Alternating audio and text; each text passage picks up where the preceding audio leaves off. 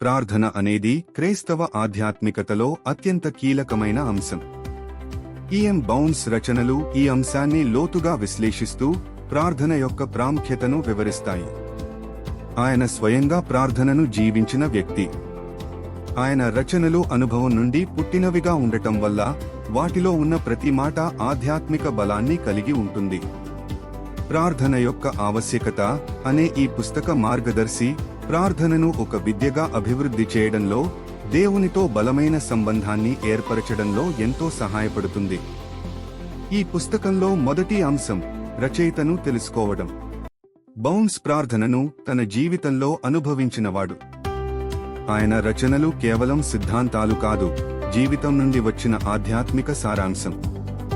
ఇది పాఠకుడికి నమ్మకాన్ని కలిగిస్తుంది, ఎందుకంటే రచయిత స్వయంగా ఆ మార్గాన్ని అనుసరించాడు. రెండవ అంశం పుస్తక సారాంశం. ఈ పుస్తకం జీవితకాలం పాటు ఆధ్యాత్మిక జలాన్ని అందించే బావిలా ఉంటుంది. ఇది ఒకసారి చదివి వదిలేయదగిన పుస్తకం కాదు. ప్రతిసారి చదివినప్పుడు కొత్త ఆలోచనలు, లోతైన అనుభూతులు కలిగించే శక్తి దీనిలో ఉంది.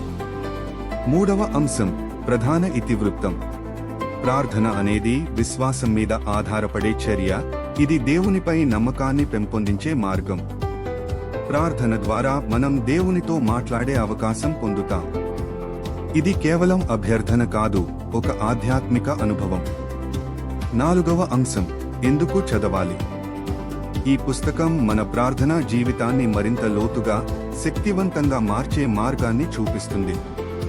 ప్రార్థన రహస్యాన్ని తెలుసుకోవాలనుకునే ప్రతి ఒక్కరికీ ఇది ఒక మార్గదర్శి.